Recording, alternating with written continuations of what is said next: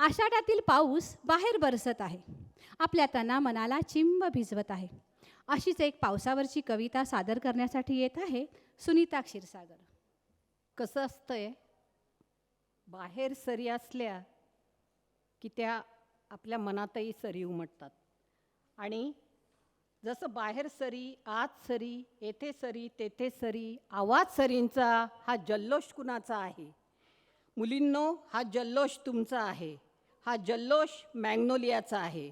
आणि आता इथे एक खूप मोठा जल्लोष होणार आहे. आणि तो जल्लोष आपल्याला तिकडे हवा आहे जेव्हा कधी पाऊस येतो, तो नक्कीच सगळा आसमंत फुलवून टाकतो. तसंच आपल्या आतही तो अत्यंत ऊर्जा निर्माण करतो. अशा ह्या पावसाला, अशा पावसाचं गाणं इथं सादर होतं आहे.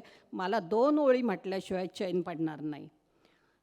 ए पावसा, तू सूर्याबरोबर येतो ना, इंद्रधनु रंगात टपकत टपकत टपकतो. सूर्याबरोबर येतो ना, इंद्रधनु रंगात टपकत टपकत टपकतो. चंद्राला ढगाळ लपवून येतो ना, अंधाराला वीज पेरतो. चंद्राला ढगाळ लपवून येतो ना, अंधाराला वीज पेरतो. कडकडासह येतो ना, भरधाव वाऱ्यालाही व्यसन घालतो. कडकडासह येतो ना, भरधाव वाऱ्यालाही व्यसन घालतो. धरतीला कवटाळायला येतो ना, अवघ्या आसमंतालाही कवेत घेतो. धरतीला कवटाळायला येतो ना, अवघ्या आसमंतालाही कवेत घेतो.